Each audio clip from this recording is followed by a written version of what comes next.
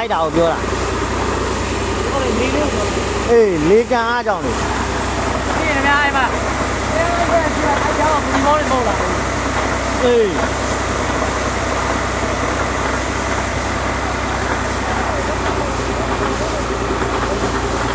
တို့ဘယ်ထားပါဟမ်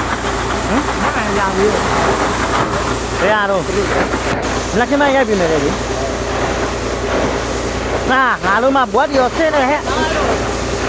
ဟမ်အေးလေဟာ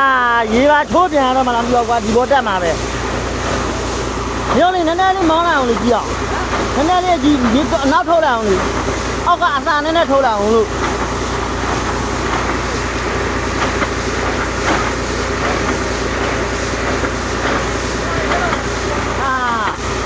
ရေစင်းနေကွာ